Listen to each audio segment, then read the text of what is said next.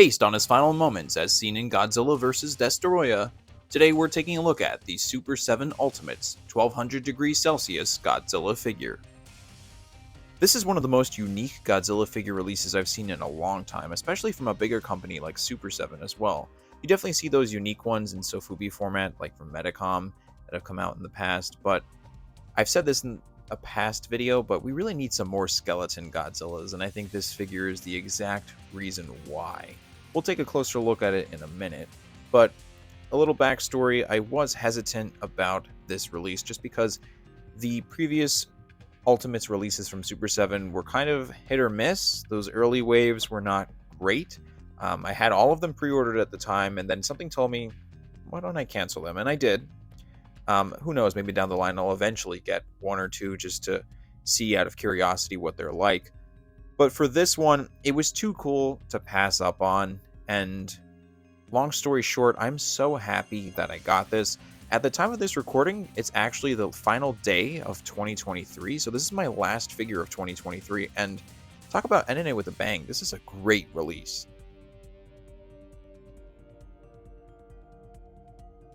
So, taking a close look at this figure, quite apparently this is not your traditional Godzilla, far from it. We are looking at a Godzilla that is almost barely a Godzilla left here. The most intriguing thing to me about this figure, aside from capturing such a sad moment and putting it into figure format, was just the incorporation of different skin textures, I guess you could say, or textures in general, because you have bits of Godzilla's remaining skin, which we'll see, located on the head and throughout the body, the legs, and then a layer of skeleton and kind of this in-between layer of orange melty skin. So in terms of sculpting, I'm impressed. It looks very good. There's a lot going on with this figure, obviously. But I think that they succeeded on this front, kind of just showing Godzilla literally melting away.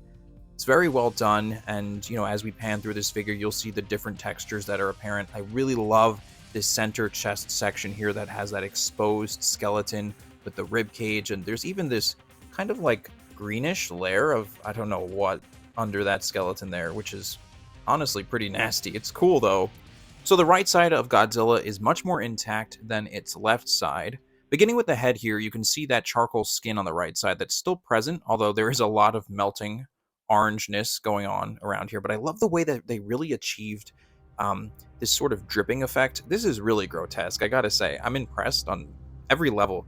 As someone who loves like horror stuff, this is a great, weird figure. A lot of times I look at it while I've been doing this review. It kind of reminds me a little bit of The Fly from David Cronenberg's 1986 movie. It just kind of has that nasty look to it. And the eye on the right side of the face is just pure yellow. There's no pupil there anymore. I guess that eye's about to melt away. And moving over to the left side is where we see the exposed skull coming through. You can see that little detail there on the neck where there's that section of bone also. That's kind of just a nice visual connective tissue, I guess you could say, pun intended, that kind of helps make it seem like there is skeleton just peeking throughout the body in certain sections. And it's not just an isolated head sculpt, if that makes sense. The skeletal section here is very well sculpted. It is a little bit muddy looking in terms of the paint, but I will not harp on that too much because I do think that you could argue that muddy effect adds to this sort of quick moment in time where Godzilla's literally just falling apart. Now, in terms of accessories, this figure does not come with anything except for this equally cool full skull head. This thing is awesome, so let's take a closer look at this as well. And interestingly enough, it wasn't until midway through this review that I was shooting all this footage that I realized that this skull head, in fact, has a hinged jaw. So, begs the question why Super7 can't do this for the rest of their Ultimates figures. I don't know what goes into toy production. Maybe someone could shed some more light into that in the comments down below. But I'm not complaining that this one has that hinged jaw. It really allows for some amazing photography and videography here. I had so much fun shooting all this footage with this figure in particular, especially once I put this skull head on. You'll see throughout this review all the different angles, videos, and photos that I took of it. It's just so much fun. This has got to be one of the most fun figures I've had the pleasure of shooting footage for.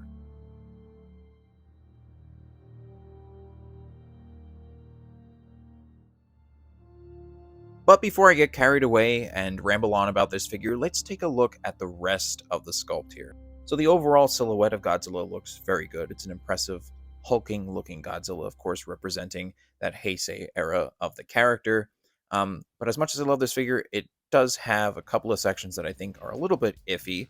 Not the end of the world for me, because I think that the good things vastly outweigh the negatives for this figure. But just to point out a couple of things, when we go to the back over here, where the tail connects basically to the butt of Godzilla, there's kind of this gap here that, depending on how you bend the tail and where you look at it from, either from the side or from a back low angle, it does not look good. There's just this huge gap where you can see the ball joint plugging into the figure itself.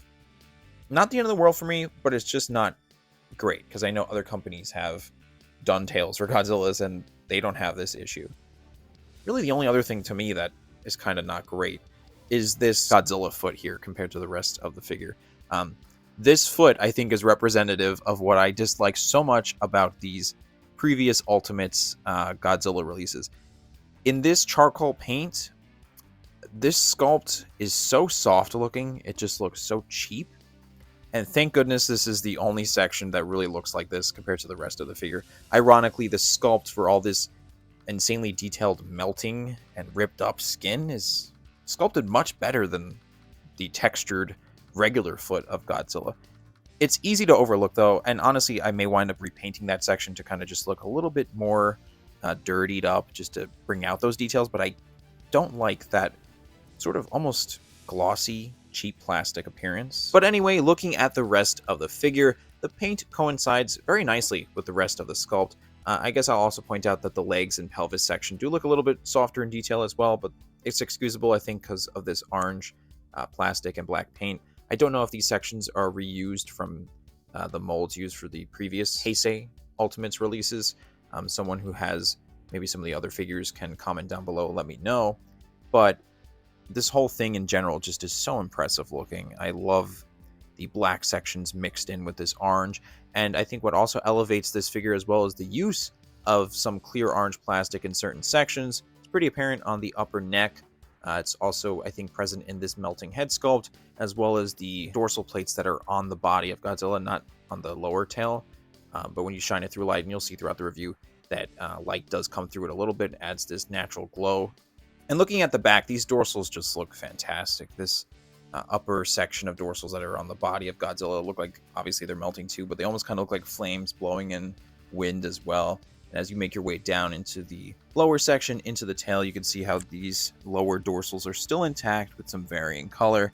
And when you work your way up the tail, this is where it gets more grotesque again, and we have that melting skin and bone that is exposed. Especially as we reach the tip of the tail, then it's basically all just bone. You can see on the underside here, man, this is just so cool. This is what I like so much about this figure, is because it's not just like sections that are just plain bone and sections that are just skin. It's kind of this overlapping of both in these areas that I think are done very tastefully, because it just adds such a level of depth to the overall sculpt. I mean, it really is impressive. There's so much going on just on this tail tip alone. Like, look at all that detail. I guess I could go on and on about every little detail with this figure, but at some point it would just become redundant and probably boring. In case you couldn't tell, I'm extremely enthusiastic about this figure. I haven't felt this excited about a non-Shin Godzilla figure in a very long time. I can't even remember when.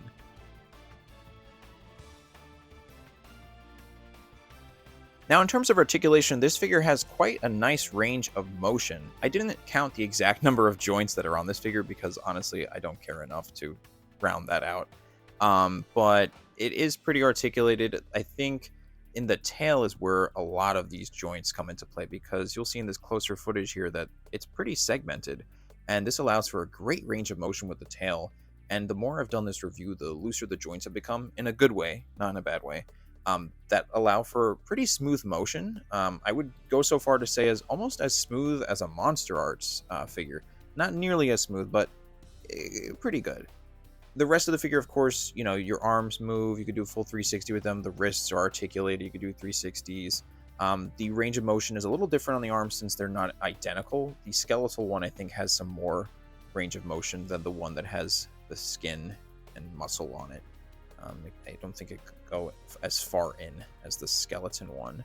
But one detail that I like a lot also in terms of articulation is the fact that these ankles are articulated. You can get a nice bend in them that allows for just some sharper angles when you're shooting this thing on camera. And you'll see throughout this footage kind of the dynamic posing that I'm doing here to give you a better sense of these areas that are articulated. I don't know if I mentioned, but the waist is articulated too. I believe you can achieve a full 360. Really great stuff here. I think maybe one of my favorite, yeah, easily one of my favorite articulated figures. Again, articulation to me is not something that I care about. If something looks cool and just so happens to be articulated, sure, I'm all in. And this is the case with this figure.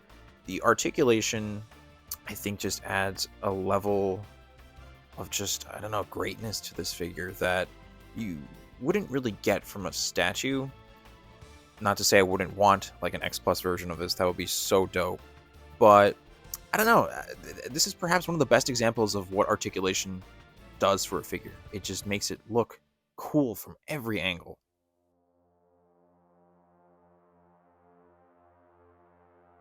In terms of size, the official listing for this figure has it at 8.25 inches tall and 14 inches long, which is, I guess, if you lay the tail out flat, so it is pretty long. Of course, this is a more sizable figure. It's not compatible in terms of scale with your Monster Arts or, I guess, Haya toys, but I prefer my figures bigger anyway, so I can't complain. I'm very happy with the scale of this thing. I like the heftiness to it, too. It's also got like a density that makes it decently heavy. And here are some size comparisons with some of my other figures.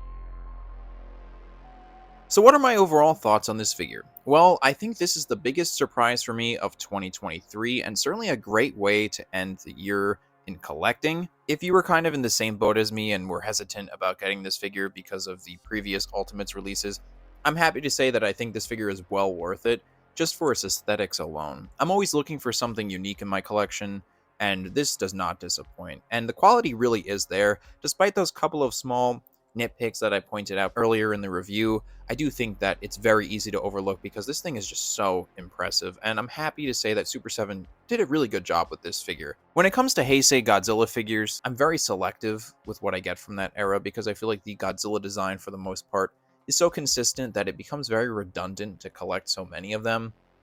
But Burning Godzilla to me is the exception, and this one is a step above even a regular Burning Godzilla design just because of this unique half skeleton look to it. Now, as part of this wave of Ultimates, I know that there is a Destoroyah figure as a companion piece to go alongside this one here. I'm sure it looks awesome, but I did not get one myself. I'm very selective with what I get, and I really only wanted this skeleton Godzilla.